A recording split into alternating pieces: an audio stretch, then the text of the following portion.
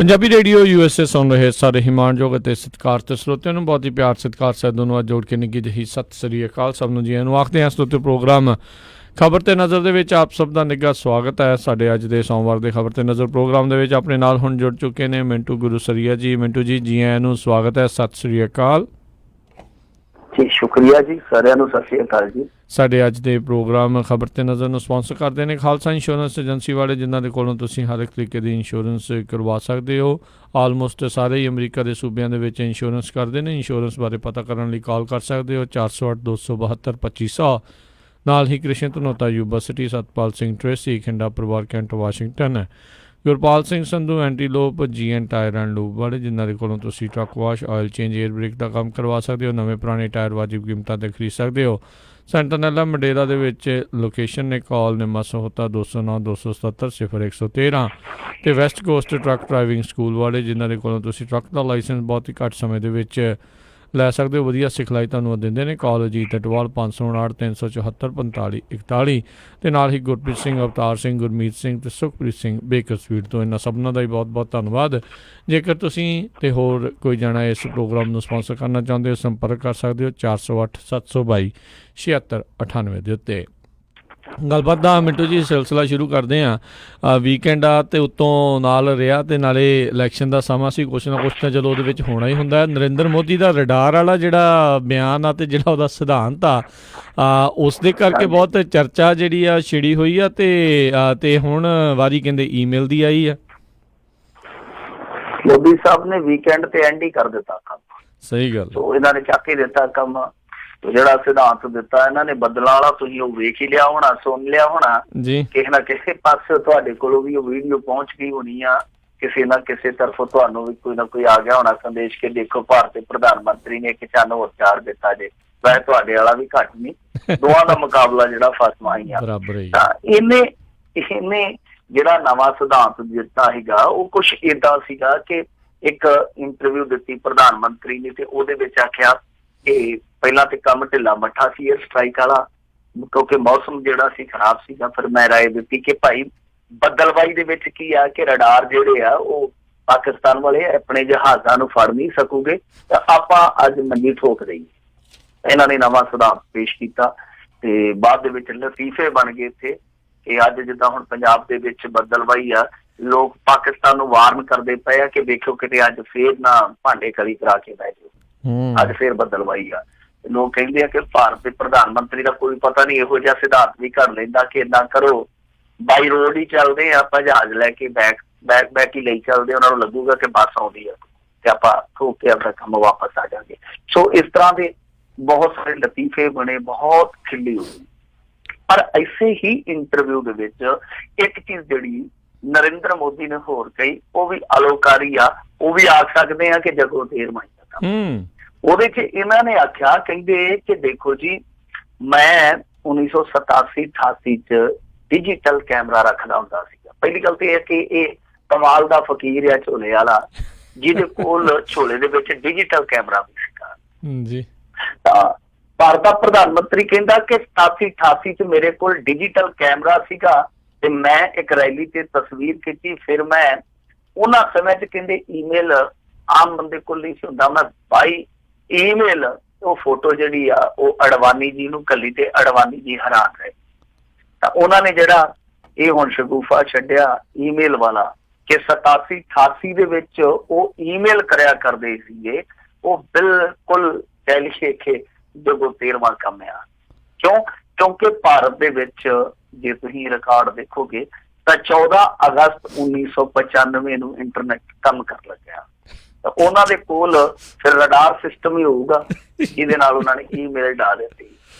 ਤਾਂ ਫਿਰ ਉਹ ਡਿਜੀਟਲ ਕੈਮਰੇ ਵਾਲਾ ਵੀ ਆ ਗਿਆ। ਹੁਣ ਦੇਖੋ ਡਿਜੀਟਲ ਕੈਮਰਾ ਜਿਹੜਾ ਆਮ, ਜਦੋਂ ਵੀ ਤੁਸੀਂ ਰਿਸਰਚ ਕਰੋਗੇ ਆਮ ਜੀ ਗੱਲ ਆ ਕਿ ਇਹੀ ਵੇਖਣ ਨੂੰ ਮਿਲੂਗਾ ਕਿ ਭਾਈ ਇਹ ਜਿਹੜਾ ਕੈਮਰਾ ਸੀਗਾ ਡਾਈਕੈਮ ਸੀਗਾ, ਕੰਪਨੀ ਮੇਰੇ ਖਿਆਲ ਦੇ ਨਾਲ ਲੌਜੀਟਿਕ ਫੋਟੋਮੈਨ ਕੈਮਰੇ ਦਾ ਨਾਮ ਸੀਗਾ, ਜਿਨ੍ਹਾਂ ਨੇ ਇਹ ਡਿਜੀਟਲ ਕੈਮਰਾ ਮਾਰਕੀਟ ਚ ਉਤਾਰਿਆ ਔਰ ਇਹ ਪਹਿਲੀ ਦਫਾ ਵਿਕਰੀ ਲਈ ਆਇਆ ਸੀਗਾ 91 ਤੋਂ ਬਾਅਦ। ਤਾਂ ਤੁਸੀਂ ਆਪ ਹੀ ਅੰਦਾਜ਼ਾ ਲਾ ਲਓ ਕਿ 90-91 ਚ ਜਿਹੜਾ ਕੈਮਰਾ ਆਇਆ ਉਹ ਸਾਡੇ ਚੌਕੀਦਾਰ ਕੋਲ, ਸਾਡੇ ਪ੍ਰਧਾਨ ਸੇਵਕ ਕੋਲ 87-88 ਚ ਪਹੁੰਚ ਗਿਆ ਸੀ। ਮਤਲਬ ਕਿ ਸਵਿਟਜ਼ਰਲੈਂਡ ਦੀ ਇਹ ਕੰਪਨੀ ਝੂਠ ਬੋਲਦੀ ਰਹੀ ਆ। ਅੰਗਰੇਜ਼ ਸਾਡਾ ਮੁਲਕ ਲੁੱਟ ਕੇ ਖਾ ਗਏ, ਉਹ ਹੁਣ ਸਾਡਾ ਕ੍ਰੈਡਿਟ ਵੀ ਖਾਈ ਜਾਂਦੇ, ਕਿਉਂਕਿ ਅਸੀਂ ਤੇ ਅੱਜ ਤੱਕ ਇਹੀ ਪੜ੍ਹਦੇ ਰਹੇ ਹਾਂ ਕਿ ਨੈਥੈਨੀਅਲ ਵਾਰਨਸਟੀਨ ਨੇ ਪਹਿਲੀ ਦਫਾ ਈਮੇਲ ਕੀਤਾ ਸੀਗਾ 1992 ਤਾਂ ਸਾਨੂੰ ਅੱਜ ਤੱਕ ਇਹ ਭਰਮ ਰਿਹਾ। ਔਰ ਮੈਂ ਕਹੂੰਗਾ ਕਿ ਭਾਰਤ ਦੇ ਪ੍ਰਧਾਨ ਮੰਤਰੀ ਨੇ ਇਸ ਫੇਕ ਨਿਊਜ਼ ਦੀਆਂ ਵੀ ਧੱਜੀਆਂ ਉਡਾ ਦਿੱਤੀਆਂ ਕਿ ਪਹਿਲਾ ਈਮੇਲ ਜਿਹੜਾ ਸੀਗਾ ਵਾਰਨਸਟੀਨ ਜੀ ਨੇ ਕੀਤਾ ਸੀਗਾ। ਸੋ ਪਹਿਲੀ ਦਫਾ ਕਿ ਅੰਗਰੇਜ਼ਾਂ ਨੇ ਸਾਡਾ ਕ੍ਰੈਡਿਟ ਵੀ ਖਾਧਾ ਔਰ ਭਾਰਤ ਦੇ ਪ੍ਰਧਾਨ ਮੰਤਰੀ ਨੇ ਦੱਸਿਆ ਕਿ ਨਹੀਂ, ਉਹ ਸਾਰੀ ਖੋਜ ਮੇਰੀ ਸੀ। ਇਹ ਸਭ ਕੁਛ ਚੱਲਦਾ ਪਿਆ, ਤੁਸੀਂ ਆਪ ਹੀ ਅੰਦਾਜ਼ਾ ਲਾ ਲਓ ਕਿ ਭਾਰਤ ਦਾ ਪ੍ਰਧਾਨ ਮੰਤਰੀ ਕਿੱਥੋਂ ਤੱਕ ਪਹੁੰਚ ਗਿਆ।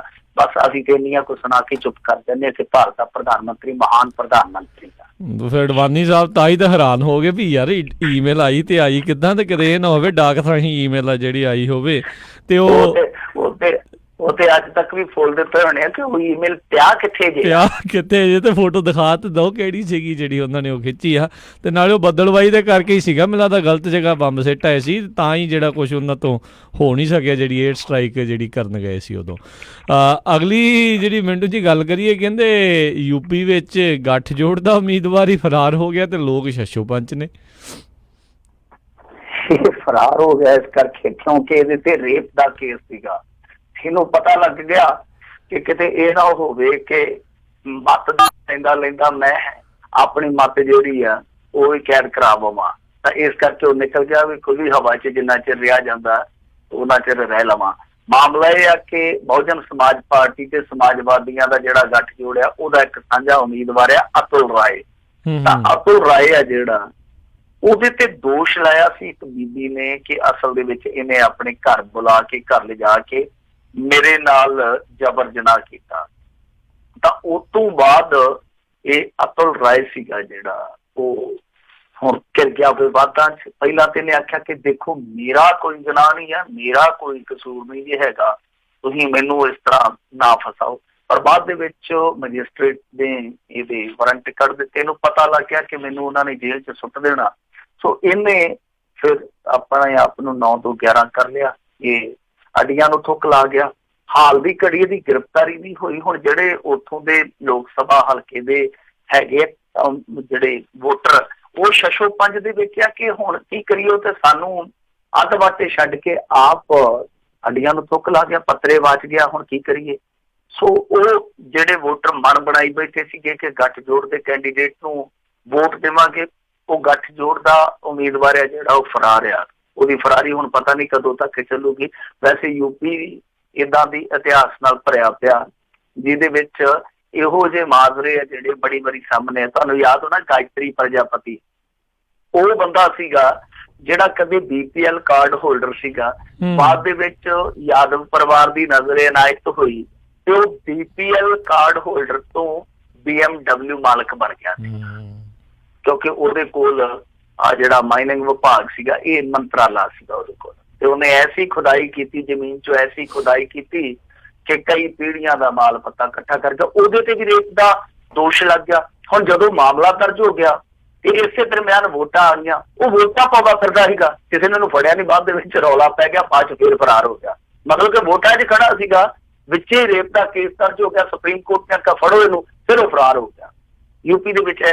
ਯੂਪੀ ਦੇ ਵਿੱਚ ਤੇ ਇੱਕ ਵਾਰੀ ਕੀ ਹੋਇਆ ਸੀਗਾ ਕਿ ਇਹਨਾਂ ਦਾ ਇੱਕ ਮੈਂਬਰ ਪਾਰਲੀਮੈਂਟ ਸੀ ਅਤੀਕ ਅਹਿਮਦ ਐਤਕੀ ਬਨਾਰਸ ਤੋਂ ਨਰਿੰਦਰ ਮੋਦੀ ਦੇ ਉਲਟ ਖੜਾ ਸੀਗਾ, ਆਜ਼ਾਦ ਉਮੀਦਵਾਰ।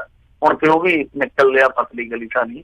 ਅਤੀਕ ਅਹਿਮਦ ਜਿਹੜੀ ਹੈਗੀ ਆ ਬੀਬੀ ਮਾਇਆਵਤੀ, ਇਹਦੀ ਅੱਖ 'ਚ ਬੜਾ ਰੜਕਦਾ ਸੀ, ਇਹਦੀ ਸਰਕਾਰ ਬਣ ਗਈ। ਜਦੋਂ ਇਹਦੀ ਸਰਕਾਰ ਬਣ ਗਈ ਇਹਨੇ ਆਖਿਆ ਹੁਣ ਦਾੜ ਥੱਲੇ ਆ ਗਿਆ, ਇਹਨੂੰ ਰਗੜਦੇ ਆ। ਅਤੀਕ ਅਹਿਮਦ ਨੂੰ ਪਤਾ ਲੱਗ ਗਿਆ, ਹਿਸਾਬ ਲਾ ਲਓ ਤੁਸੀਂ ਕਿ ਸਿਟਿੰਗ MP ਦੇ ਘਰ ਦੇ ਅੱਗੇ ਪਰਚਾ ਲੱਗਾ ਸੀਗਾ ਕਿ ਇਸ ਮੁਲਜ਼ਮ ਤੇ 20,000 ਰੁਪਏ ਦਾ ਨਗਦ ਇਨਾਮ ਹੈ, ਜਿਹੜਾ ਇਹਦੇ ਬਾਰੇ ਸੂਚਨਾ ਦੇਊਗਾ ਉਹਨੂੰ 20,000 ਰੁਪਇਆ ਪੁਲਿਸ ਦੇਊਗੀ ਤੇ ਨਾਮ ਪਤਾ ਉਹਦਾ ਗੁਪਤ ਰੱਖੂਗੀ। ਯਾਨੀ ਇੱਕ ਸਿਟਿੰਗ ਮੈਂਬਰ ਪਾਰਲੀਮੈਂਟ ਦੇ ਘਰ ਦੇ ਅੱਗੇ ਬੋਲੇ ਦੇ ਗੜੀਏ ਲੱਗਾ ਸੀਗਾ ਪਰਚਾ ਕਿ ਭਾਈ ਇਹ ਮੁਲਜ਼ਮ ਫਰਾਰ ਆ।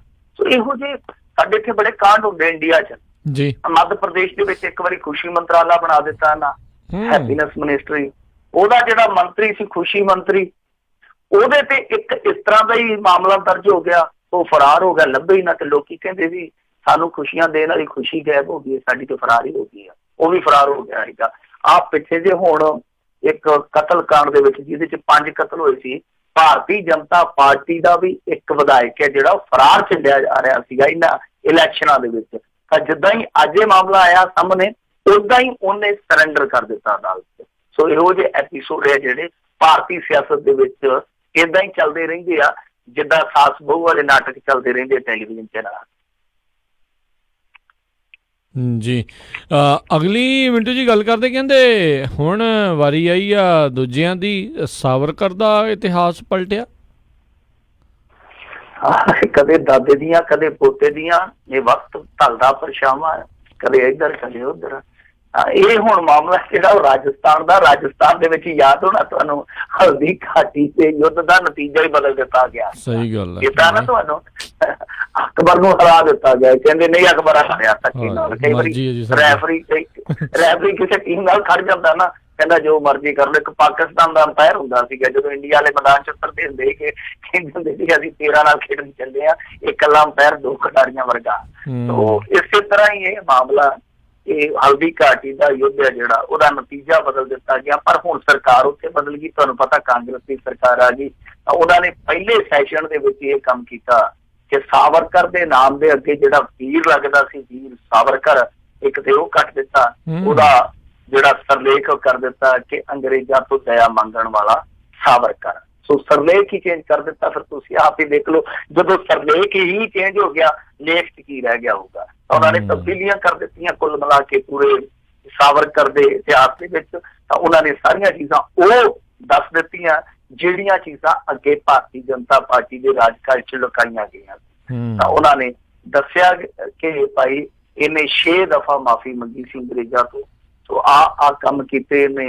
1857 ਦੇ ਗਦਰ ਨੂੰ ਇਹਨੇ ਕਿਸੇ ਹੋਰ ਪ੍ਰਤੀਕ ਚ ਲਿਆ। ਉਹ ਸਾਰੀਆਂ ਚੀਜ਼ਾਂ ਜਿਹੜੀਆਂ ਕਿ ਵੀਰ ਸਾਵਰਕਰ ਦੀਆਂ ਢਕੀਆਂ ਜਾਂਦੀਆਂ ਸੀ, ਉਹ ਉਹਨਾਂ ਨੇ ਸਾਵਰਕਰ ਕਹਿ ਕੇ ਫੋਲ ਦਿੱਤੀਆਂ। ਸੋ ਇਹ ਹੀ ਇਤਿਹਾਸ ਦੇ ਨਾਲ ਨਾਇਨਸਾਫੀ ਹੁੰਦੀ ਆ ਕਿ ਜਿਹੜਾ ਜ਼ੋਰਾਵਰ ਹੁੰਦਾ ਉਹ ਆਪਣੇ ਹਿਸਾਬ ਨਾਲ ਇਤਿਹਾਸ ਲਿਖ ਦਿੰਦਾ, ਜਿਹੜਾ ਜੇਤੂ ਹੁੰਦਾ ਉਹ ਆਪਣੇ ਹਿਸਾਬ ਨਾਲ ਇਤਿਹਾਸ ਜਿਹੜਾ ਉਹ ਦਰਜ ਕਰ ਦਿੰਦਾ। ਖੈਰ ਇਹ ਸਾਰਾ ਕੁਛ ਇਸ ਕਰਕੇ ਹੋਇਆ ਕਿਉਂਕਿ ਤੁਹਾਨੂੰ ਚੇਤੇ ਹੋਣਾ, ਨਹਿਰੂ ਬਾਰੇ ਵੀ ਇਹਨਾਂ ਨੇ ਬਹੁਤ ਕੁਛ ਬਦਲਿਆ ਸੀਗਾ। ਇਕੱਲਾ ਹਲਦੀ ਘਾਟੀ ਦੇ ਯੁੱਧ ਦਾ ਨਿਰਣਾ ਹੀ ਨਹੀਂ ਬਦਲਿਆ, ਬਲਕਿ ਨਹਿਰੂ ਨਾਲ ਜੁੜੀਆਂ ਵੀ ਕੁਛ ਚੀਜ਼ਾਂ ਜਿਹੜੀਆਂ ਉਹ ਸਿੱਖਿਆ ਬੋਰਡ ਚੋਂ ਉੱਥੋਂ ਹਟਾ ਦਿੱਤੀਆਂ ਗਈਆਂ ਸੀ। ਰਾਜਸਥਾਨ ਪੰਜਾਬੀ ਨੂੰ ਵੀ ਖੁੱਡੇ ਲੈਣ ਲਾਉਣ ਦਾ ਯਤਨ ਕੀਤਾ ਗਿਆ ਕਿ ਸੰਸਕ੍ਰਿਤ ਨੂੰ ਉੱਥੇ ਸ਼ਾਇਦ ਅੱਗੇ ਕਰ ਦਿੱਤਾ ਸੀਗਾ, ਜਿਹਦੀ ਆਪਸ਼ਨਲ ਭਾਸ਼ਾ ਹੁੰਦੀ ਆ। ਤਾਂ ਉਦੋਂ ਵੀ ਰੌਲਾ ਰੱਪਾ ਪਿਆ ਸੀਗਾ। ਤਾਂ ਹੁਣ ਇਹਨਾਂ ਨੇ ਆ ਕੇ ਨਹਿਰੂ ਨੂੰ ਚਮਕਾ ਦੇਣਾ, ਸਾਵਰਕਰ ਗੋਠੇ ਲਾ ਦੇਣਾ, ਇਹੀ ਕੁਛ ਚੱਲਦਾ ਹੈ। ਔਰ ਮੇਰੇ ਖਿਆਲ ਦੇ ਨਾਲ ਏਦਾਂ ਨਹੀਂ ਹੋਣਾ ਚਾਹੀਦਾ। ਜੋ ਨਹਿਰੂ ਦੀਆਂ ਕਮਜ਼ੋਰੀਆਂ ਸੀ, ਜੋ ਨਹਿਰੂ ਦੀਆਂ ਫੇਲੀਅਰ ਸੀਗੀਆਂ, ਉਹ ਵੀ ਦਰਜ ਹੋਣੀਆਂ ਚਾਹੀਦੀਆਂ। ਜੋ ਉਹਦੀਆਂ ਪ੍ਰਾਪਤੀਆਂ ਉਹ ਦਰਜ ਹੋਣੀਆਂ ਚਾਹੀਦੀਆਂ ਇਤਿਹਾਸ 'ਚ। ਸਾਵਰਕਰ ਕੀ ਕਰਦਾ ਰਿਹਾ ਉਹ ਸਭ ਨੂੰ ਪਤਾ, ਰਿਕਾਰਡ ਤੇ ਹੈ ਕਿ ਸਾਵਰਕਰ ਜਿਸ ਤਰੀਕੇ ਦੇ ਨਾਲ ਮੁੜ ਕੇ ਬਾਅਦ ਦੇ ਵਿੱਚ ਅੰਗਰੇਜ਼ਾਂ ਤੋਂ ਮਾਫੀ ਦੀ ਭੀਖ ਮੰਗਦਾ ਰਿਹਾ, ਉਹ ਔਨ ਰੈਕਰਡ ਆ। ਤਾਂ ਇਹ ਸਾਰਾ ਜਿਹੜਾ ਮਾਮਲਾ ਹੈ ਉਹ ਇਮਾਨਦਾਰੀ ਨਾਲ ਰੱਖਣਾ ਚਾਹੀਦਾ। ਸਾਡੇ ਗਦਰੀ ਬਾਬੇ ਕਿੱਥੇ ਗਾਇਬ ਹੋ ਜਾਂਦੇ ਆ? ਰਾਜਸਥਾਨ ਕੀ ਗੱਲ ਹੈ? ਰਾਜਸਥਾਨ ਉਦੋਂ ਇੰਡੀਆ ਦਾ ਹਿੱਸਾ ਨਹੀਂ ਸੀਗਾ। ਮਹਾਰਾਸ਼ਟਰ 'ਚ ਹਿਸਟਰੀ ਪੜ੍ਹਾਈ ਜਾਂਦੀ ਹੈ ਤਾਂ ਉੱਥੇ ਕਰਤਾਰ ਸਿੰਘ ਸਰਾਭਾ ਕਿਉਂ ਨਹੀਂ ਪਹੁੰਚਦਾ? ਕੀ ਗੱਲ ਹੈ? ਅੱਗੇ ਕਿਸੇ ਦੇਸ਼ ਦਾ ਬਾਰਡਰ ਆ?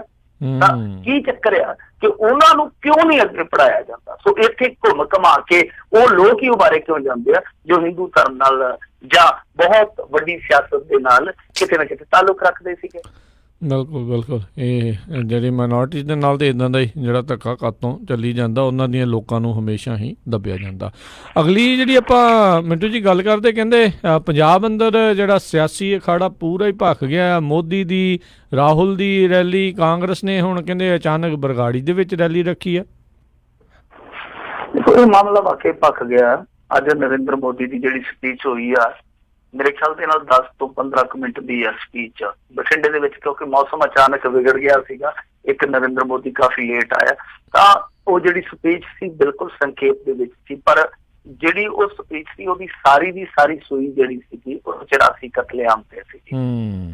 ਤਾਂ ਅੱਜ ਰਾਹੁਲ ਗਾਂਧੀ ਨੂੰ, ਕਿਉਂਕਿ ਦੇਖੋ ਜਦੋਂ ਇਹ ਇੱਧਰ ਨੂੰ ਤੁਰੇ ਸੀਗੇ ਜਾਨੀ ਫੇਸ 6 ਫੇਸ 7 ਲਈ, ਆਪਾਂ ਉਦੋਂ ਹੀ ਚਰਚਾ ਕਰਦੇ ਸੀਗੇ ਕਿ ਅਚਾਨਕ ਸੂਈ ਜਿਹੜੀ ਆ ਰਾਜੀਵ ਗਾਂਧੀ ਨੂੰ ਤੁਰੀ ਜਾਂਦੀ ਆ ਤੇ ਅੱਗੇ ਜਾ ਕੇ ਇਹ 84 ਕਤਲੇਆਮ ਤੇ ਟਿਕ ਜਾਣ। ਤਾਂ ਹੋਇਆ ਵੈਸੇ। ਤਾਂ ਇਹਨਾਂ ਨੇ ਹੁਣ ਇਸ ਗੱਲ ਨੂੰ ਸਮਝ ਲਿਆ, ਕਾਂਗਰਸੀਆਂ ਨੇ, ਕਿ ਇਹ ਤੇ ਸਾਡੇ ਗੱਲ ਦੀ ਜਿਹੜੀ ਫਾਂਸ ਬਣੀ ਪਈ ਆ ਇਹਨੇ ਸਾਨੂੰ ਫੇਰ ਤੰਗ ਕਰਨਾ। ਤਾਂ ਇਹਨਾਂ ਨੇ ਕੀ ਕੀਤਾ ਕਿ ਉਲਟਾ ਪੈਂਤੜਾ ਖੇਡਿਆ।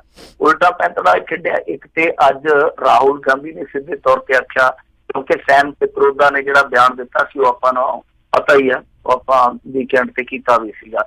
ਤਾਂ ਸੈਮ ਪਿਤਰੋਦਾ ਬਾਰੇ ਉਹਨੇ ਕਿਹਾ ਕਿ ਇਹਨੇ ਬਹੁਤ ਘਟੀਆ ਬਿਆਨ ਦਿੱਤਾ ਤੇ ਮੈਂ ਫੋਨ ਕਰਕੇ ਉਹਨੂੰ ਕਿਹਾ ਕਿ ਤੈਨੂੰ ਸ਼ਰਮ ਆਉਣੀ ਚਾਹੀਦੀ ਹੈ, ਤੂੰ ਮਾਫੀ ਮੰਗ। ਸੋ ਕੁੱਲ ਮਿਲਾ ਕੇ ਰਾਹੁਲ ਗਾਂਧੀ ਨੇ ਇਸ ਗੱਲ ਦਾ ਜਵਾਬ ਦਿੱਤਾ ਕਿ ਸੈਮ ਪਿਤਰੋਦਾ ਨੇ ਜੋ ਵੀ ਕਿਹਾ ਬਹੁਤ ਘਟੀਆ ਸੀਗਾ। ਫਿਰ ਇਸ ਤੋਂ ਇਲਾਵਾ ਇਹਨਾਂ ਨੇ ਬਰਗਾੜੀ ਵਾਲਾ ਦਾਅ ਚੱਲ ਦਿੱਤਾ।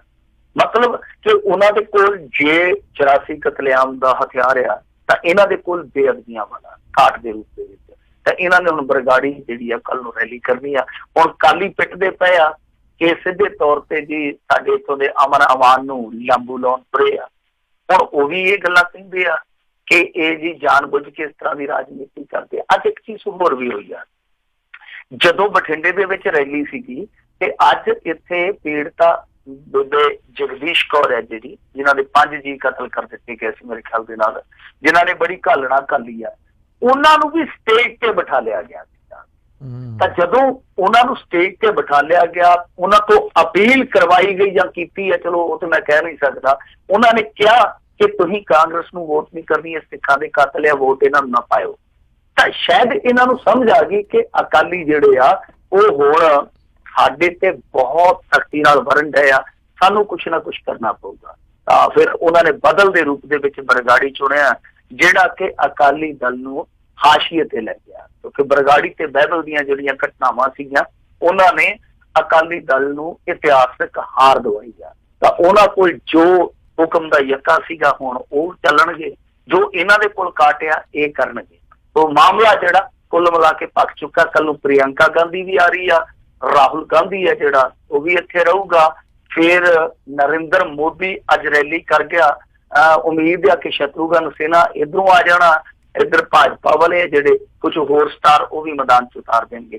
ਸੋ ਕੁੱਲ ਮਿਲਾ ਕੇ ਖਾੜਾ ਪੱਕਿਆ ਹੋਇਆ। ਪਰ ਕਾਂਗਰਸ ਤੇ ਜੇ ਆਪਾਂ ਭਾਜਪਾ ਦੀ ਗੱਲ ਕਰੀਏ, ਇਹਨਾਂ ਦੋਵਾਂ ਦੇ ਸਿੰਘ ਹੁਣ ਇਹਨਾਂ ਦੋ ਮੁੱਦਿਆਂ ਤੇ ਫਸਣਗੇ। ਔਰ ਦੂਜੀ ਚੀਜ਼ ਜਿਹੜੀ ਆ, ਦੇਖੋ ਦੋਗਲੀਆਂ ਨੀਤੀਆਂ ਕਿਸ ਤਰ੍ਹਾਂ ਦੀਆਂ ਨੇ। ਅੱਜ ਪ੍ਰਧਾਨ ਮੰਤਰੀ ਜਦੋਂ ਸੰਬੋਧਨ ਕਰਦਾ ਪਿਆ ਸੀ, ਉਹਨੇ 3 ਦਫਾ ਸਟੇਜ ਤੋਂ ਦੰਗੇ ਦੰਗੇ ਦੰਗੇ ਕਿਹਾ। ਕਿਸੇ ਨੇ ਟੋਕਿਆ ਨਹੀਂ, ਕਿਸੇ ਨੇ ਬਾਅਦ ਦੇ ਵਿੱਚ ਵੀ ਉਹਨੂੰ ਕਰੈਕਟ ਕਰਨ ਦਾ ਯਤਨ ਨਹੀਂ ਕੀਤਾ। ਇੱਕ ਪਾਸੇ ਹੁਣ ਦੇਖੋ ਪਿੰਡਾਂ 'ਚ ਆ ਕੇ ਬਾਦਲ ਸਾਹਿਬ ਕੇ ਕੀ ਕਹਿੰਦੇ ਆ ਕਿ ਜੀ ਕਤਲੇਆਮ ਹੋਇਆ, ਤਾਂ ਸਟੇਜ ਤੋਂ ਜਦੋਂ ਇਹਨਾਂ ਦੇ ਸਾਥੀ ਦੰਗੇ ਦੰਗੇ ਦੰਗੇ ਕਹਿੰਦੇ ਆ ਕਿ ਉੱਥੇ ਕੁਸਕਦੇ ਨਹੀਂ। ਇੱਥੋਂ ਤੱਕ ਕਿ ਮਾਤਾ ਜਗਦੀਸ਼ ਕੌਰ ਵੀ ਨਹੀਂ ਬੋਲੇ। ਕਮਾਲ ਦੀ ਗੱਲ ਆ। ਹੁਣ ਦੂਜੀ ਚੀਜ਼ ਇੱਕ ਹੋਰ ਵੇਖੋ, ਕਾਂਗਰਸ ਕੀ ਕਰਨ ਡਈ ਆ। ਕਾਂਗਰਸ ਪਿੰਡਾਂ ਦੇ ਵਿੱਚ ਇੱਕ ਤਰਫ ਪਾਈ ਜਾਂਦੀ ਆ ਬੇਅਦਬੀ ਦਾ ਰੌਲਾ, ਸ਼ਹਿਰਾਂ ਦੇ ਵਿੱਚ ਜਾ ਕੇ ਹਿੰਦੂਆਂ ਨੂੰ ਡਰਾਉਂਦੇ ਪਏ ਆ। ਫਿਰ ਬਾਈਬਲ ਕਲਾ ਲਈ ਉਹ ਇਨਸਾਫ ਦੀ ਗੱਲ ਕਰਦੇ ਆ, ਜਦੋਂ ਮੌੜ ਬੰਬ ਧਮਾਕੇ ਦੀ ਗੱਲ ਹੁੰਦੀ ਆ ਉਦੋਂ ਪਲਟੀ ਮਾਰ ਜਾਂਦੇ ਆ। ਹਾਈ ਚੱਕਰ ਇਹ ਆ ਕਿ ਦੇਖੋ 84 ਕਤਲਿਆਂ ਪੀੜਤਾਂ ਵਾਸਤੇ ਅਕਾਲੀ ਇਨਸਾਫ ਮੰਗਦੇ ਆ, ਤੇ ਜਦੋਂ ਗੱਲ ਕਰੀਏ ਕਿ ਚਿੱਟੀ ਸਿੰਘਪੁਰਾ ਦੇ ਵਿੱਚ ਜੋ ਵਾਪਰਿਆ ਸੀਗਾ, ਉਹ ਕੀ ਸਿੱਖ ਨਹੀਂ ਸੀਗੇ, ਕਿ ਬਦੋਸ਼ੇ ਨਹੀਂ ਸੀਗੇ? ਜਿਨ੍ਹਾਂ ਦੇ ਕਾਤਲ ਦੱਸੇ ਗਏ ਬੰਦੇ ਜਿਹੜੇ ਆ ਉਹ ਲੋਕਲ ਨੌਜਵਾਨ ਨਿਕਲੇ, ਜਿਨ੍ਹਾਂ ਨੂੰ 5 ਅੱਤਵਾਦੀ ਕਹਿ ਕੇ ਮਾਰਿਆ ਗਿਆ ਸੀ। ਤਾਂ ਉਹਨਾਂ ਦੇ ਲਈ ਇਨਸਾਫ ਕੌਣ ਮੰਗੂਗਾ? ਕਿਉਂਕਿ ਉਹ ਭਾਜਪਾ ਰਾਜ ਹੋਇਆ ਸੀਗਾ, ਉਦੋਂ ਚੁੱਪ ਕਰ ਜਾਂਦੇ ਆ। ਸੋ ਕੁੱਲ ਮਿਲਾ ਕੇ ਲੋਕਾਂ ਨੂੰ ਇਸ ਭਾਵਨਾਤਮਕ ਮੁੱਦੇ ਤੇ ਉਲਝਾਇਆ ਜਾ ਰਿਹਾ। ਵਿਕਾਸ ਦੀ ਜਿਹੜੀ ਗੱਲ ਸੀਗੀ ਜਾਂ ਜਿਹੜੀਆਂ ਪੰਜਾਬ ਦੀਆਂ ਇਸ ਸਮੇਂ ਦੀਆਂ ਸਮਕਾਲੀ ਸਮੱਸਿਆਵਾਂ ਉਹ ਪਿੱਛੇ ਛੁੱਟ ਗਈਆਂ। ਬਸ ਦੋਵੇਂ ਧਿਰਾਂ ਦਾ ਜ਼ੋਰ ਜਿਹੜਾ ਭਾਵਨਾਤਮਕ ਮੁੱਦਿਆਂ ਤੇ ਲੱਗਾ ਹੋਇਆ। ਜੀ ਜੀ ਬਿਲਕੁਲ ਬਿਲਕੁਲ। ਅਗਲੀ ਜਿਹੜੀ ਗੱਲ ਕਰਦੇ ਕਹਿੰਦੇ ਨਵਜੋਤ ਸਿੱਧੂ ਦਾ ਗਾਲਾ ਖਰਾਬ ਤੇ ਹੁਣ ਨਹੀਂ ਕਰੇਗਾ ਚੋਣ ਪ੍ਰਚਾਰ। ਨਵਜੋਤ ਸਿੱਧੂ ਦਾ ਗਲਾ ਜਿਹੜਾ ਉਹ ਬੜਾ ਐਨ ਮੌਕੇ ਤੇ ਖਰਾਬ ਹੋਇਆ। ਉਹਦੇ ਗਲੇ ਦੀ ਜ਼ਰੂਰਤ ਸੀਗੀ ਇਹਨਾਂ ਨੂੰ। ਇਹ ਜਿੱਦਾਂ ਹੁਣ ਜੇ ਕਹਿ ਲਈਏ ਆਪਾਂ ਕਿ ਕਿਸੇ ਸਮੇਂ ਦੇ ਵਿੱਚ ਜੇ ਬਿੰਦ ਰਖੀਏ ਜਾਂ ਹੋਰ ਕਲਾਕਾਰ ਬੁਲਾਏ ਹੋਣ ਤੇ ਵਿੱਚੋਂ ਬਿੰਦ ਰਖੀਏ ਦੀ ਹੀ ਇੱਕ ਕੱਟ ਦਿੱਤੀ ਜਾਵੇ ਤੇ ਫਿਰ ਉਹ ਜਿਹੜੇ ਸਾਰੇ ਖਾੜੇ ਚ ਸੱਦੇ ਹੋਣੇ ਕਲਾਕਾਰ ਕਿੰਨੇ ਬੇਰੰਗ ਜਿਹੇ ਹੋ ਜਾਣੇ ਜੀ। ਮਤਲਬ ਕਿ ਇੱਕ ਬੰਦੇ ਦੀ ਰੌਣਕ ਜਿਹੜੀ ਆ ਨਾ ਉਹਦੀ ਕੁਆਲਿਟੀ ਹੁੰਦੀ ਹੈ। ਤਾਂ ਨਵਜੋਤ ਸਿੱਧੂ ਦੀ ਜਿਹੜੀ ਰੌਣਕ ਆ, ਉਹਦੀ ਕੁਆਲਿਟੀ ਹੈ ਜਿਹੜੀ ਉਹ ਹੈ ਉਹਦਾ ਗਲਾ, ਜੋ ਬੋਲਦਾ, ਜੋ ਉਹਦੀ ਸ਼ਬਦਾਵਲੀ ਹੈ, ਜੋ ਉਹਦੀ ਸ਼ੈਲੀ ਆ। ਤਾਂ ਹੁਣ ਇਹਨਾਂ ਦਾ ਮਾਮਲਾ ਜਿਹੜਾ ਥੋੜਾ ਬੇਰੌਣਕਾ ਜਿਹਾ। ਔਰ ਨਵਜੋਤ ਸਿੱਧੂ ਦਾ ਗਲਾ ਤੁਹਾਨੂੰ ਪਤਾ ਪਿਛਲੀ ਦਫਾ ਵੀ ਬਹਿ ਗਿਆ ਸੀਗਾ, ਡਾਕਟਰਾਂ ਨੇ ਇੱਥੋਂ ਤੱਕ ਆਖਿਆ ਜੇ ਇਲਾਜ ਨਾ ਕਰਾਇਆ ਤੇ ਪੱਕੇ ਤੌਰ ਤੇ ਬੰਦ ਹੋ ਜਾਣਾ। ਔਰ ਉਦੋਂ 2-3 ਦਿਨ ਸਲਾਹ ਦਿੱਤੀ ਗਈ ਸੀ ਕਿ ਸਿੱਧੂ ਨੇ ਬੋਲਣਾ ਨਹੀਂ ਹੈ, ਤੇ ਲੋਕ ਕਹਿੰਦੇ ਸੀ ਕਿ ਇਹ ਸਲਾਹ ਨਹੀਂ ਹੈ ਤੇ ਸਜ਼ਾ, ਕਿਉਂਕਿ ਨਵਜੋਤ ਸਿੱਧੂ ਤੇ ਬੋਲੇ ਤੋਂ ਬਿਨਾਂ ਵਿਚਾਰਾ ਰਹਿ ਹੀ ਨਹੀਂ ਸਕਦਾ, ਇਹ ਸਭ ਤੋਂ ਵੱਡੀ ਸਜ਼ਾ ਦਿੱਤੀ ਗਈ ਆ। ਤਾਂ ਖੈਰ ਹੁਣ ਫੇਰ ਇਹ ਇਲਾਜ ਕਰਵਾ ਰਹੇ ਆ, ਕੁਛ ਰਿਪੋਰਟਾਂ ਕਹਿ ਰਹੀਆਂ ਨੇ ਕਿ PGI ਦੇ ਵਿੱਚ ਇਹਨਾਂ ਦਾ ਇਲਾਜ ਚੱਲੂਗਾ। ਤਾਂ ਖਬਰਾਂ ਇਹ ਆ ਰਹੀਆਂ ਜੋ ਇਹਨਾਂ ਦੇ ਬੁਲਾਰੇ ਆ, ਤਰਜਮਾਨ ਆ, ਉਹ ਇਹ ਕਹਿੰਦੇ ਆ ਕਿ ਰਹਿੰਦਾ ਚੋਣ ਪ੍ਰਚਾਰ ਹੈ ਜਿਹੜਾ ਉਹ ਨਵਜੋਤ ਸਿੱਧੂ ਨਹੀਂ ਕਰ ਸਕੇਗਾ। ਤੇ ਇਹਦਾ ਮਤਲਬ ਇਹ ਹੋਆ ਕਿ ਪੰਜਾਬ ਦੇ ਵਿੱਚ ਨਵਜੋਤ ਸਿੱਧੂ ਚੋਣ ਪ੍ਰਚਾਰ ਨਹੀਂ ਕਰੂਗਾ। ਹੁਣ ਇਹ ਬਿਮਾਰੀ ਹੈ ਜਿਹੜੀ, ਹੁਣ ਦੇਖੋ ਆਪਾਂ ਕਿਸੇ ਦੀ ਬਿਮਾਰੀ ਨੂੰ ਇਹ ਤੇ ਨਹੀਂ ਕਹਿ ਸਕਦੇ ਕਿ ਉਹ ਬਹਾਨਾ ਮਾਰਦਾ ਵਾ। ਇਹ ਬਿਮਾਰੀ ਹੁਣ ਜਿਹੜੀ ਹੈ ਉਹ ਕਿੰਨੀ ਕੁ ਭਾਰੀ ਪੈਂਦੀ ਆ ਔਰ ਇਸ ਟਾਈਮ ਤੇ ਕਿਉਂ ਪਈ, ਇਹ ਤੇ ਕੁਛ ਨਹੀਂ ਕਿਹਾ ਜਾ ਸਕਦਾ, ਕਿਉਂਕਿ ਇਹ ਸਮੇਂ ਦੀਆਂ ਗੱਲਾਂ ਨੇ, ਸਮਾਂ ਸਾਫ਼ ਕਰਦਾ। ਪਰ ਕੁੱਲ ਮਿਲਾ ਕੇ ਕਹਿ ਸਕਦੇ ਆ ਕਿ ਨਵਜੋਤ ਸਿੱਧੂ ਇਹ ਸੋਚਦਾ ਹੋਊਗਾ ਕਿ ਜਿਸ ਤਰੀਕੇ ਨਾਲ ਕੁਝ ਸੀਟਾਂ ਤੇ ਕਰਾਰੀ ਫਸੀ ਪਈ ਆ, ਇਹ ਭਾਈ ਠੀਕ ਹੈ ਆਪਾਂ ਆਰਾਮ ਨਾਲ ਦੇਖਦੇ ਆ, ਕਿਉਂਕਿ ਇੱਥੇ ਜੋ ਵੀ ਹੋਣਾ ਹੁਣ ਉਹਦੀ ਸਾਰੀ ਜ਼ਿੰਮੇਵਾਰੀ ਜਿਹੜੀ ਆ ਕੈਪਟਨ ਅਮਰਿੰਦਰ ਸਿੰਘ ਤੇ ਆ। ਚੰਗਾ ਹੋਊਗਾ ਤਾਂ ਵੀ ਕੈਪਟਨ ਅਮਰਿੰਦਰ ਜ਼ਿੰਮੇਵਾਰ ਆ, ਮੰਦਾ ਹੋਊਗਾ ਫਿਰ ਤੇ 100% ਕੈਪਟਨ ਅਮਰਿੰਦਰ ਸਿੰਘ ਜ਼ਿੰਮੇਵਾਰ ਬਣੂਗਾ। ਜੀ ਜੀ ਜੀ। ਅਗਲੀ ਗੱਲ ਕਰਦੇ, ਕਹਿੰਦੇ ਹੁਣ ਚੋਣਾਂ ਤੋਂ ਪਹਿਲਾਂ ਜਿਹੜੀ ਅਮਰਿੰਦਰ ਸਿੰਘ ਦੀ ਮਜੀਠੀਏ ਦੇ ਖਿਲਾਫ ਵੱਡੀ ਕਾਰਵਾਈ ਆ। ਕਦੀ ਵੱਡੀ ਕਾਰਵਾਈ ਆ, ਇਹਨੂੰ ਤਾਂ ਲੰਡੀ ਕਾਰਵਾਈ ਕਹਿ ਸਕਦੇ ਆਪਾਂ, ਵੱਡੀ ਬੁੱਢੀ ਤਾਂ ਕੁਛ ਨਹੀਂ ਹੈ ਜੀ। ਕਹਿੰਦੇ ਆ ਕਿ ਵਿਜੇ ਪ੍ਰਤਾਪ ਜਿਹੜਾ ਕੰਵਰ ਵਿਜੇ ਪ੍ਰਤਾਪ ਸਿੰਘ ਆ, ਉਹਨਾਂ ਦੇ ਖਿਲਾਫ ਇਹ ਅਪਮਾਨਜਨਕ ਟਿੱਪਣੀਆਂ ਕਰਦੇ, ਧਮਕੀਆਂ ਦਿੰਦੇ। ਕੋਈ ਵੀਡੀਓ ਆ, ਮੈਂ ਤਾਂ ਵੇਖੀ ਨਹੀਂ ਹੈ, ਦੱਸਦੇ ਕਿ ਉਹਦੇ ਚ ਮਜੀਠੀਆ ਨੇ ਕਿਤੇ ਕੁੰਵਰ ਵਿਜੇ ਪ੍ਰਤਾਪ ਸਿੰਘ ਨੂੰ ਦਬਾਉਣ ਦਾ ਯਤਨ ਕੀਤਾ, ਧਮਕਾਇਆ ਧਮਕੋਇਆ। ਤਾਂ ਹੁਣ ਇਹ ਕਹਿੰਦੇ ਆ ਕਿ ਅਸੀਂ ਮਾਣਹਾਨੀ ਦਾ ਕੇਸ ਆ ਜਿਹੜਾ ਉਹ ਪਾਵਾਂਗੇ, ਦਰਜ ਕਰਾਂਗੇ, ਕਿਉਂਕਿ ਇਹ ਸਿੱਧੇ ਤੌਰ ਤੇ ਇੱਜ਼ਤ ਹੱਤਕ ਕਰਦੇ ਪਏ ਆ। ਸੋ ਇਹਨਾਂ ਦੇ ਜਿਹੜੇ ਐਡਵੋਕੇਟ ਜਨਰਲ ਆ ਕੁਲਨੰਦਾ, ਉਹਨਾਂ ਨੇ ਪੁਸ਼ਟੀ ਕੀਤੀ ਹੈ ਸ਼ਾਇਦ ਕੁਛ ਨਿਊਜ਼ ਪੋਰਟਲ ਦੇ ਕੋਲ ਕਿ ਅਸੀਂ ਇਸ ਤਰ੍ਹਾਂ ਦਾ ਕੇਸ ਜਿਹੜਾ ਉਹ ਕੈਪਟਨ ਅਮਰਿੰਦਰ ਸਿੰਘ ਦੇ ਇਸ਼ਾਰੇ ਤੇ ਤਿਆਰ ਕਰਦੇ ਹਾਂ। ਇਸ ਤਰ੍ਹਾਂ ਦਾ ਕੇਸ ਤੇ ਮਜੀਠੀਆ ਹੋਰ ਅੱਗੇ ਚੱਲਣ ਡਿਆ। ਜਸਟਿਸ ਰਣਜੀਤ ਸਿੰਘ ਵਾਲਾ ਕੇਸ ਇਸੇ ਤਰ੍ਹਾਂ ਦਾ ਹੀ ਆ ਕਿ ਅਪਮਾਨਜਨਕ ਤੁਸੀਂ ਗੱਲਾਂ ਕੀਤੀਆਂ ਨੇ, ਇਤਰਾਜ਼ਯੋਗ ਤੁਸੀਂ ਸ਼ਬਦਾਵਲੀ ਵਰਤੀ ਆ, ਉਹ ਕੇਸ ਹਾਈਕੋਰਟ ਚ ਅੱਗੇ ਚੱਲੀ ਜਾਂਦਾ। ਉਹਦੇ ਨਾਲ ਕੀ ਹੋਣਾ? ਜਿਹੜੀ ਗੱਲ ਕਰਨ ਵਾਲੀ ਆ ਡਰੱਗ ਦੇ ਮੁੱਦੇ ਤੇ ਉਹ ਸਾਫ਼ ਕਰਨ ਕਿ ਮਜੀਠੀਏ ਬਾਰੇ ਗੱਲ ਜਿਹੜੀ ਉਹ ਤਣ ਪੱਤਰ ਕਿਉਂ ਨਹੀਂ ਲੱਗਦੀ, ਉਹ ਤੇ ਕਰਦੇ ਹੀ ਨਹੀਂ ਹੈ। ਬਾਕੀ ਰਹੀ ਗੱਲ ਅਫਸਰਾਂ ਨੂੰ ਧਮਕਾਉਣ ਦੀ, ਇਹ ਕੈਪਟਨ ਅਮਰਿੰਦਰ ਸਿੰਘ ਤੇ ਆਪ ਖੁੰਡਾ ਫੜ ਕੇ ਮੇਲਿਆਂ ਦੇ ਵਿੱਚ ਬੁਗਦਾ ਰਿਹਾ ਕਿ ਮੈਂ ਤੁਹਾਨੂੰ ਸਿੱਧਿਆਂ ਕਰ ਦੂੰਗਾ। ਤੁਸੀਂ ਪ੍ਰਕਾਸ਼ ਸਿੰਘ ਬਾਦਲ ਨੂੰ ਧਮਕਾ ਰਹੇ ਹੋ ਜਾਂ ਬਿਊਰੋਕ੍ਰੇਸੀ ਨੂੰ ਧਮਕਾ ਰਹੇ ਹੋ, ਗੱਲ ਤੇ ਕੋਈ ਆ ਨਾ। ਜਦੋਂ ਖੁੰਡਾ ਫੜ ਕੇ ਕਹਿੰਦੇ ਮੈਂ ਰੜਕਾਂ ਕੱਢ ਦੂੰਗਾ, ਮੈਂ ਇਹ ਕਰ ਦੂੰਗਾ, ਮੈਂ ਬੁੱਢੇ ਨੂੰ ਸਿੱਧਾ ਕਰ ਦੂੰ, ਮੈਂ ਫਲਾਂ ਨੂੰ ਸਿੱਧਾ ਕਰ ਦੂੰ, ਧਮਕਾ ਨੂੰ ਸਿੱਧਾ ਕਰ ਦੂੰ, ਕੀ ਆ? ਇਹਨਾਂ ਦੀ ਇੱਕ ਬੀਬੀ ਆਗੂ ਆ, ਪਹਿਲਾਂ ਵਿਧਾਇਕਾ ਵੀ ਰਹਿ ਚੁੱਕੀ ਆ, ਤੇ ਉਹਨੇ ਸਰਕਾਰ ਬਣਦੇ ਹੀ ਇੱਕ ਅਫਸਰ ਨੂੰ ਧਮਕਾਉਣਾ ਸ਼ੁਰੂ ਕਰ ਦਿੱਤਾ। ਫਿਰ ਇੱਕ ਪੱਤਰਕਾਰ ਨੂੰ ਧਮਕਾਉਣ ਦੀ ਉਹਦੀ ਆਡੀਓ ਵਾਇਰਲ ਹੋ ਗਈ ਸੀ। ਇਹਨਾਂ ਦਾ ਜਿਹੜਾ ਕਵਾਏ ਦਾ ਮੁੰਡਾ, ਮੇਰੇ ਖਿਆਲ ਨਾਲ ਉਹਦੀ ਉਮਰ ਦਾ ਵੀ ਰੌਲਾ ਪੈਂਦਾ, ਉਹਦੀ ਉਮਰ ਦਾ ਵੀ ਅਜੇ ਪੱਕਾ ਪਤਾ ਨਹੀਂ ਹੈ, ਇਹ ਉਮਰ ਦਾ ਕੱਚਾ ਤੇ ਅਕਲੋਂ ਵੀ ਉਹ ਕੱਚਾ। ਉਹ ਕਿਵੇਂ ਇੱਕ ਬੀਬੀ ਅਫਸਰ ਨੂੰ ਬੋਲਦਾ ਪਿਆ ਸੀ, ਉਹ ਸਾਰਿਆਂ ਨੇ ਆਪਾਂ ਦੇਖਿਆ। ਉਹ ਕਹਿੰਦਾ ਤੇਰਾ ਜੁੱਲੀ ਬਿਸਤਰਾ ਚੁਕਾ ਦੇਣਗੇ। ਕਿਸ ਤਰ੍ਹਾਂ ਦੀ ਲੈਂਗੁਏਜ ਹੈ? ਕੀ ਇਹ ਧਮਕੀ ਨਹੀਂ ਹੈ ਇੱਕ ਅਫਸਰ ਨੂੰ? ਕੀ ਇਹ ਡਿਊਟੀ ਸਿਵਿਜ਼ਨ ਨਹੀਂ ਹੈ? ਤਾਂ ਇਹ ਵੀ ਤੇ ਧਮਕਾਉਂਦੇ ਟਾਈਮ ਦਾ ਭਾਵੇਂ ਆ ਕਿ ਇਹ ਤੇ ਚੱਲਣ ਹੀ ਗਲਤ ਆ। ਚਾਹੇ ਤੁਸੀਂ ਗੁੰਡਾ ਫੜ ਕੇ ਬਾਦਲ ਨੂੰ ਧਮਕਾਉਂਦੇ ਹੋ, ਚਾਹੇ ਤੁਹਾਡਾ ਕੋਈ ਬੰਦਾ ਉੱਠ ਕੇ ਕਿਸੇ ਅਫਸਰ ਨੂੰ ਇਹ ਕਹਿੰਦਾ ਕਿ ਮੈਂ ਤੇਰਾ ਜੁੱਲੀ ਬਿਸਤਰਾ ਚੁਕਾ ਦੂੰ, ਸਾਰੀਆਂ ਚੀਜ਼ਾਂ ਹੀ ਗਲਤ ਆ। ਜਾਂ ਫਿਰ ਸਾਰੇ ਪਾਸੇ ਹੀ ਇਹ ਸਾਰਾ ਪੈਮਾਨਾ ਜਿਹੜਾ ਇੱਕੋ ਜਿਹਾ ਕੀਤਾ ਜਾਣਾ ਚਾਹੀਦਾ। ਬਾਕੀ ਮਜੀਠੀਆ ਇਹਨਾਂ ਕੇਸਾਂ ਤੇ ਕਿਤੇ ਝਿਜਕ ਜਾਊਗਾ, ਮੇਰੇ ਖਿਆਲ ਦੇ ਨਾਲ ਇਹਨਾਂ ਦਾ ਭਰਮ ਭੁਲੇਖਾ ਹੁਣ ਜਿੰਨਾ ਸਮਾਂ ਲੰਘ ਚੁੱਕਾ, ਜਿੰਨਾ ਵੇਲਾ ਇਹ ਵਹਾ ਚੁੱਕੇ ਆ, ਮੈਨੂੰ ਨਹੀਂ ਲੱਗਦਾ ਕਿ ਹੁਣ ਲੋਕ ਵੀ ਇਹਨਾਂ ਤੇ ਯਕੀਨ ਕਰਨਗੇ ਔਰ ਅਕਾਲੀ ਵੀ ਇਹਨਾਂ ਤੋਂ ਡਰਨਗੇ, ਕਿਉਂਕਿ ਲੈ ਦੇ ਕੇ 1.5 ਸਾਲ ਰਹਿ ਗਿਆ ਸਮਾਂ। ਅਗਲਾ ਕਹਿੰਦਾ ਔਖੇ ਸੌਖੇ ਕੱਢ ਲਾਂਗੇ, ਕੀਤਾ ਕਤਰ ਰਹਿਣ ਦਾ ਕੱਖ ਨਹੀਂ ਹੈ। ਸੋ ਇਹ ਹੁਣ ਜਿਹੜਾ ਦਾਅਵਾ ਕੀਤਾ ਜਾ ਰਿਹਾ ਅਸੀਂ ਕਾਰਵਾਈ ਕਰਾਂਗੇ, ਇਹ ਕਾਰਵਾਈ ਬਸ ਇੱਕ ਵਿਖਾਉਣ ਦਾ ਯਤਨ ਕੀਤਾ ਜਾ ਰਿਹਾ ਕਿ ਚਾਚੇ ਭਤੀਜੇ ਦੀ ਕੋਈ ਗੂੜੀ ਯਾਰੀ ਨਹੀਂ ਹੈਗੀ, ਬਸ ਉੱਤੋਂ ਉੱਤੋਂ ਇੱਕ ਰਸਮ ਪੂਰਤੀ ਹੈ। ਵਾਕਈ ਇਹ ਸਿਆਸੀ ਸ਼ਰੀਕ ਹੈਗੇ, ਯਕੀਨ ਕਰੋ ਸਾਡੇ ਤੇ। ਜੀ ਜੀ ਜੀ। ਅਗਲੀ ਜਿਹੜੀ ਆਪਾਂ ਗੱਲ ਕਰਦੇ, ਕਹਿੰਦੇ ਆਮ ਆਦਮੀ ਪਾਰਟੀ ਦੇ ਕਾਫਲੇ ਦੇ ਉੱਤੇ ਹਮਲੇ ਦਾ ਜਿਹੜਾ ਮਾਮਲਾ ਪਿਆ ਪੁੱਠਾ। ਦੇਖੋ ਅੱਜ ਅਰਵਿੰਦ ਕੇਜਰੀਵਾਲ ਵੀ ਹੈ, ਵੈਸੇ ਵੱਡਾ ਨਾਮ ਤੇ ਰਹਿ ਗਿਆ ਸੀਗਾ, ਆਪਾਂ ਵੱਡੇ ਨੇਤਾਵਾਂ ਦਾ ਨਾਂ ਲੈ ਰਹੇ ਤੇ ਕਿਸੇ ਸਮੇਂ ਤੇ ਸਭ ਤੋਂ ਵੱਡਾ ਨਾਂ ਇਹੀ ਸੀਗਾ ਪੰਜਾਬ ਦੀ ਪੋਲਿਟਿਕਸ ਦੇ ਵਿੱਚ। ਅੱਜ ਇਹ ਕੁਛ ਵਿਰੋਧ ਵੀ ਹੋਇਆ, ਪਰ ਫਿਰ ਵੀ ਸੰਗਰੂਰ ਦੇ ਵਿੱਚ ਭਗਵੰਤ ਮਾਨ ਨੂੰ ਚੰਗਾ ਰਿਸਪਾਂਸ ਮਿਲਦਾ ਪਿਆ। ਇਹਨਾਂ ਦਾ ਰੋਡ ਸ਼ੋਅ ਹੈ ਜਿਹੜਾ ਉਹ ਭਰਵੇਂ ਮੀਂਹ ਦੇ ਵਿੱਚ ਵੀ ਭਰਵਾਂ ਚੱਲਦਾ ਰਿਹਾ। ਇਹ ਇੱਕ ਚੰਗਾ ਸੰਕੇਤ ਆ ਮੇਰੇ ਖਿਆਲ ਦੇ ਨਾਲ ਸੰਗਰੂਰ ਤੋਂ ਆਮ ਆਦਮੀ ਪਾਰਟੀ ਲਈ। ਪਰ ਉਹ ਨੁਕਸਾਨ ਜਿਹੜਾ ਕਿ ਆਪਾਂ ਪਹਿਲਾਂ ਹੀ ਕਿਹਾ ਸੀਗਾ ਉਹ ਇਹਨਾਂ ਨੂੰ ਹੋਣ ਜਾ ਰਿਹਾ। ਮੈਂ ਇਹੀ ਗੱਲ ਆਖੀ ਸੀਗੀ ਕਿ ਸੰਗਰੂਰ ਦੇ ਵਿੱਚ ਭਗਵੰਤ ਮਾਨ ਉਲਝੂਗਾ ਕਿਉਂਕਿ ਉਹਦੇ ਵਜੂਦ ਦੀ ਲੜਾਈ ਆ, ਉਹ ਉਲਝੂਗਾ। ਪੂਰੇ ਪੰਜਾਬ ਦੇ ਵਿੱਚ ਇਹਨਾਂ ਦਾ ਨੁਕਸਾਨ ਹੋਣਾ ਹੀ ਹੋਣਾ। ਅੱਜ ਦੀ ਤਾਰੀਖ ਦੇ ਵਿੱਚ ਇਹਨਾਂ ਨੇ ਸਾਰਾ ਪੰਜਾਬ, ਇਹਨਾਂ ਦੇ ਸਾਰੇ ਪੰਜਾਬ ਦੇ ਉਮੀਦਵਾਰ ਆਪਦੇ ਹਾਲ ਤੇ ਛੱਡ ਦਿੱਤੇ ਆ। ਕੱਲਾ ਸੰਗਰੂਰ ਹੈ ਜਿਹੜਾ ਉਹ ਬਚਾਉਣ ਚ ਲੱਗੇ ਹੋਏ ਆ।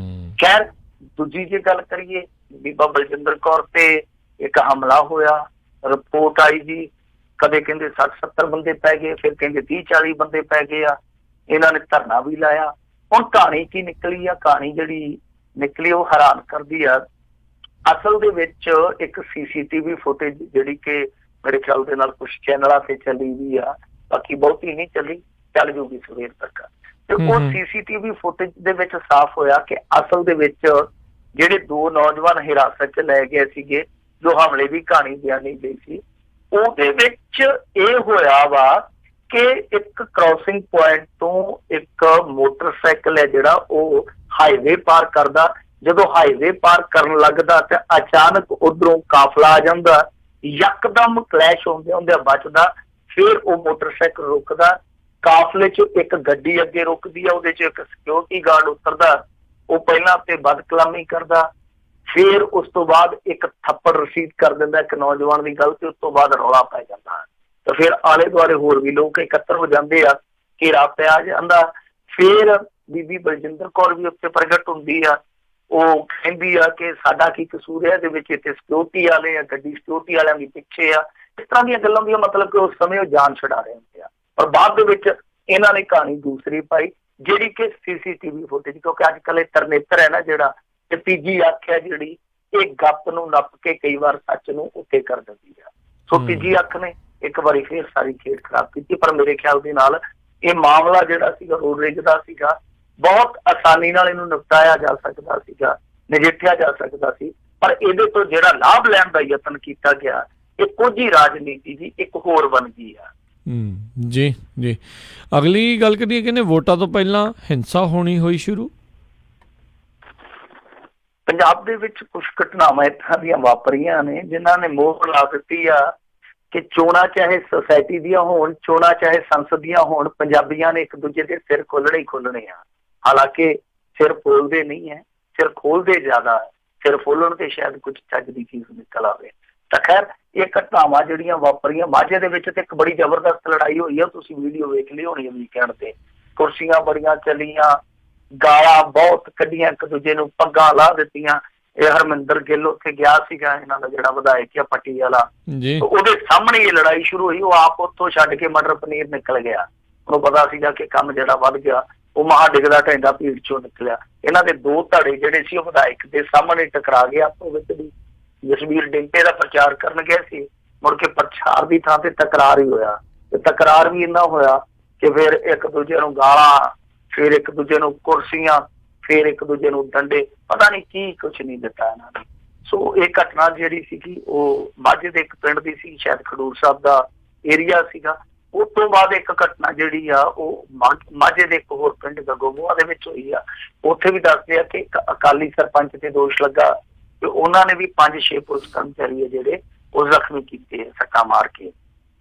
ਇਹ ਤੋਂ ਇਲਾਵਾ ਇੱਕ ਪੋਸਟਰ ਵਾਰ ਜਿਹੜੀ ਉਹ ਪਠਾਨਕੋਟ ਦੇ ਵਿੱਚ ਹੋਈ ਹੈ, ਇੱਕ ਮੁਕਤਸਰ ਦੇ ਵਿੱਚ ਹੋਈ ਹੈ। ਪੋਸਟਰ ਵਾਰ ਹੁਣ ਤੁਸੀਂ ਆਖੋਗੇ ਕਿ ਇਹ ਨਵਾਂ ਸਿਆਪਾ ਕੀ ਪੈ ਗਿਆ ਪੰਜਾਬ ਦੇ ਗੱਲ 'ਚ। ਪੋਸਟਰ ਵਾਰ ਇਹ ਆ ਕਿ ਅਸਲ 'ਚ ਪੰਜਾਬੀ ਜਿਹੜੇ ਆ ਉਹ ਵਾਰ ਤੇ ਕਰਦੇ ਹੀ ਕਰਦੇ, ਤੁਹਾਨੂੰ ਪਤਾ ਹੀ ਆ। ਤਾਂ ਉਹ ਅੱਜ ਕੱਲ ਪੋਸਟਰ ਵਾਰ ਵੀ ਕਰਦੇ। ਪੋਸਟਰ ਵਾਰ ਤੋਂ ਕੀ ਭਾਵ ਆ, ਇੱਕ ਬੰਦਾ ਪੋਸਟਰ ਲਾ ਕੇ ਜਾਂ ਦੂਜਾ ਉਹਦੇ ਉੱਤੇ ਹੀ ਚਿਪਕਾ ਦਿੰਦਾ, ਦੂਜਾ ਚਿਪਕਾ ਕੇ ਆਸੇ ਪਾਸੇ ਹੋਇਆ ਅੱਖ ਬਚਾ ਕੇ, ਤੀਜੀ ਪਾਰਟੀ ਆ ਜਾਂਦੀ, ਤੀਜੀ ਉੱਤੇ ਚਿਪਕਾ ਦਿੰਦੀ, ਤੇ ਚੌਥਾ ਆਉਂਦਾ ਉਹ ਦਫਾ ਕਰ, ਸਾਰਾ ਕੁਝ ਕਰ, ਪੱਟ ਕੇ ਪਰੇ ਮਾਰੋ, ਸਾਰੀ ਪੱਟ ਦਿੰਦਾ। ਉੱਥੋਂ ਫਿਰ ਸ਼ੁਰੂ ਹੋ ਜਾਂਦੀ ਹੈ ਪੋਸਟਰ ਵਾਰ। ਤਾਂ ਏਦਾਂ ਦੀਆਂ ਘਟਨਾਵਾਂ ਜਿਹੜੀਆਂ ਉਹ ਕਰਮਵਾਰ ਵਾਪਰੀਆਂ ਪਠਾਨਕੋਟ ਤੇ ਮੁਕਤਸਰ ਦੇ ਵਿੱਚ। 2-3 ਬੰਦੇ ਇਸ ਮਾਮਲੇ 'ਚ ਵੀ ਫੱਟੜ ਹੋ ਗਏ ਆ। ਸੋ ਕੁੱਲ ਮਿਲਾ ਕੇ ਕਹਿ ਸਕਦੇ ਆ ਕਿ ਜੋ ਸੰਭਾਵਨਾ ਰਹਿੰਦੀ ਆ ਪੰਜਾਬ ਦੇ ਵਿੱਚ ਚੋਣਾਂ 'ਚ ਕਿ ਇਹਨਾਂ ਨੇ ਆਪੋ ਵਿੱਚ ਦੀ ਜੁੱਤੀਓ ਜੁੱਤੀ ਹੋਣਾ, ਸਿਰ ਪਾੜਨੇ ਆ, ਥਾਣੇ ਕਚਹਿਰੀਆਂ 'ਚ ਧੱਕੇ ਖਾਣੇ ਆ, ਫਿਰ ਜੇਲ੍ਹਾਂ ਦੇ ਵਿੱਚ ਬਹਿ ਕੇ ਲੀਡਰਾਂ ਨੂੰ ਗਾਲਾਂ ਕੱਢਣੀਆਂ ਕਿ ਕੋਈ ਕੰਜਰ ਪਿੱਛੇ ਨਹੀਂ ਆਉਂਦਾ, ਉਹ ਸਾਰਾ ਸਿਲਸਿਲਾ ਚੱਲ ਪਿਆ। ਜੀ ਜੀ ਜੀ। ਤੇ ਇੱਥੇ ਹੀ ਮਿੰਟੂ ਜੀ ਤੁਹਾਡਾ ਧੰਨਵਾਦ ਕਰਦੇ, ਤੁਸੀਂ ਸਾਡੇ ਨਾਲ ਜੁੜੇ, ਇਹਨਾਂ ਖਬਰਾਂ ਬਾਰੇ ਜਾਣਕਾਰੀ ਦਿੱਤੀਆਂ, ਬੜੀ ਮਿਹਰਬਾਨੀ। ਪਿਆਰ ਭਰੀ ਸਤਿ ਸ਼੍ਰੀ ਅਕਾਲ ਜੀ। ਸਤਿ ਸ਼੍ਰੀ ਅਕਾਲ ਜੀ। ਸਤਿ ਸ਼੍ਰੀ ਅਕਾਲ। ਤੇ ਸਰੋਤਿਓ, ਇੱਥੇ ਹੀ ਸਾਡਾ ਅੱਜ ਦਾ ਪ੍ਰੋਗਰਾਮ ਵੀ ਸਮਾਪਤ। ਮਿਲਾਂਗੇ ਤੁਹਾਨੂੰ ਅਗਲੀ ਵਾਰ। ਉਦੋਂ ਤੱਕ ਲਈ ਮੇਰੇ ਰਾਜਕਨਵੀਰ ਸਿੰਘ ਵੱਲੋਂ ਵੀ ਪਿਆਰ ਭਰੀ ਨਿੱਘੀ ਸਤਿ ਸ਼੍ਰੀ ਅਕਾਲ। ਜਿਉਂਦੇ ਵਾਸਤੇ ਰਹੋ, ਹੱਸਦੇ ਖੇਲਦੇ ਰਹੋ, ਸੁਣਦੇ ਰਹੋ ਪੰਜਾਬੀ ਰੇਡੀਓ USA।